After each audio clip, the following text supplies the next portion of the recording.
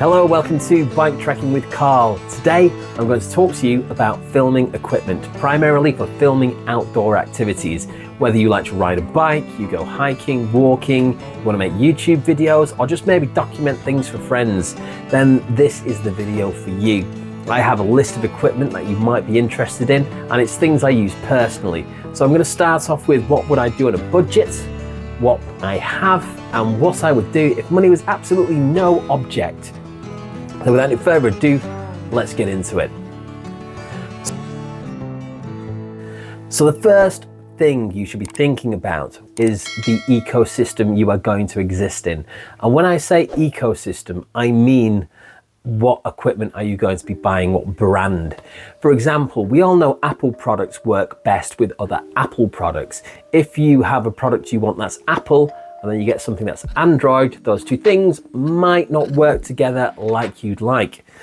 So I personally have gone down the route of DJI. DJI have a brilliant range of products. I'm not sponsored in any way. Look at my subscriber count. I don't know why they would sponsor me, but just in case anyone's suspicious, I'm not sponsored by DJI. Yeah, they've got a great ecosystem. They make action cameras, microphones, drones. Some of the things are very reasonably priced for what they are, and you've got a lot of options whether you're a total beginner or an expert. So that's the ecosystem in which I personally exist. So the first thing I got was an action camera. The action camera was the DJI Action Osmo 4. It's an amazing camera. It's very robust. It's had to take a lot of punishment from me, and it needs to. It's waterproof. It just really does a great job. And the main reason I went for this camera is because it's reliable. I know when I hit record, it's going to record. I know that sounds like a crazy thing to expect from a camera, like it's just like, that's the basic thing we're looking for, isn't it really? But trust me, some cameras just don't work like they should do. You think you've recorded something and then you get back and realize, that moment's lost forever, and it's just soul destroying. So to know that camera is going to work is amazing. So that's the first thing I would look at. Now, what would I do if I was on a budget? Well, when I went to Turkey, I met a YouTuber who filmed his entire channel on his phone. And it's very likely you're watching me on a phone right now. And on your phone is a camera. You can use that to make YouTube videos. You can even get like attachments to attach them to your chest so you can record a first person view. They're really versatile. They can zoom in and out. They're really great bits of kit, and they've got microphones built into them. So just use anything you've got. I would say if you're looking to buy a new camera purely to do YouTube, 4K is where you should start. I wouldn't look for anything lower than 4K. That's just the standard these days. That said, if you only have a 1080p camera at the minute, then that's going to be okay to get you started. You're going to learn a lot with that camera.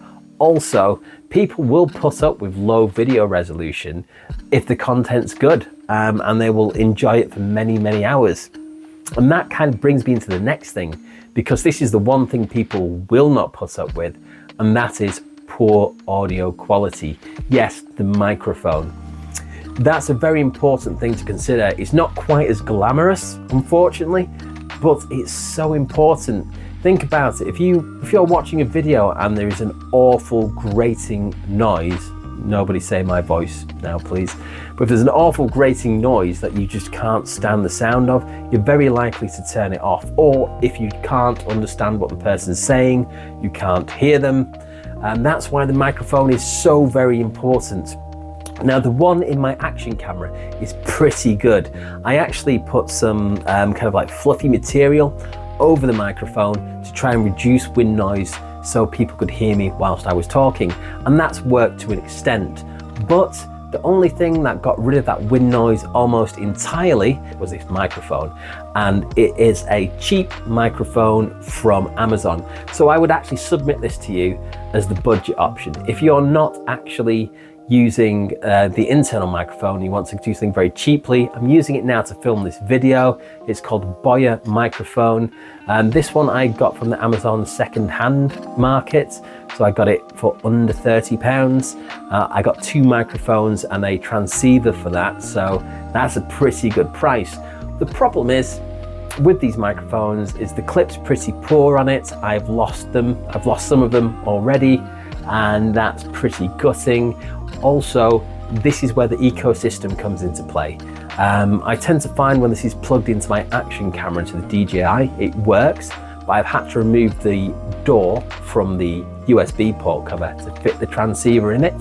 That means the action camera is no longer fully waterproof, the transceiver is liable to fall out. It's just kind of unsightly. And also when I start recording, there is like a moment where there's no audio being recorded at all. I get like a dead space at the beginning of videos, and sometimes I forget it's there. I start talking, the audio is then no longer usable at all. So yeah, it's not perfect, but I'm using it to film this video. It works perfectly with my phone. But those are the chances you take when you start mixing and matching brands. Now, money was no object. What would I get? I've actually kind of already got it. It's the DJI Mic 2. Here it is. Why am I not using it for this video? Because it's literally only just arrived today. I haven't worked out how to use it yet. Plus I don't have a transceiver with it, but I think it does internal onboard recording, so I could have used it that way. And it works in the ecosystem, so I'm hoping that's going to work a lot better for me. Why didn't I go for the mini microphone, the DJI mini one? Well, the mini one does 11 hours worth of recording. I think this only does 6, so the mini would have been ideal for me. However, I've lost microphones. I can be in and out of castles, I might be climbing over boulders and rocks, and I'm always knocking myself, and I was scared that I might lose the mini too. However, after opening this particular one, I've seen this magnet here on the back that attaches it, and that is strong.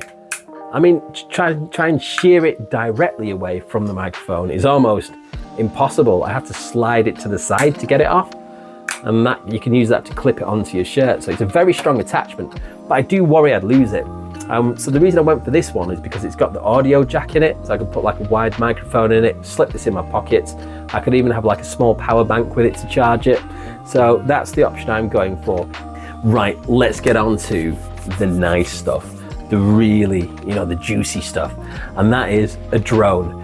So the drone I've gone for is the DJI Mini 4K, not to be confused with the Mini 4 Pro. This Mini 4K is brilliant. It folds down, it fits in my pocket. I can just send it up into the air, record things easily, bring it back, fold it away, job done. It's not perfect. The controller drives me insane. It's got these little screw-in controller joystick things that always seem to come loose on me and fall out. It's got the little clip-in part for your phone. You use your phone as a screen, but then the clip-in part seems to turn your phone off, or your phone pops out of it. These are all things that you get used to when you're using it and work around. Now, if money was no object, what would I go for? If money was no object, I would go for the Mini 4 Pro. That's an amazing drone. It's very similar to the Mini 4K. It's got a great camera on it. It's got obstacle avoidance built into it, and it's got active tracking, which means it will follow you along. So it's an amazing little drone, but very pricey, which is why I don't have it. That's my list. Those are my things. Do you agree with them? Do you not agree with them? Hopefully it has been of some use to you and it will give you some insight. I'll leave a link in the description to all the things I've talked about, so you can decide whether it's something you want to get and easily find them. So thank you so much for watching. This has been Bike Trekking with Carl. Maybe check out some of my rides, like, subscribe, and I'll see you on the next one. Okay, bye-bye.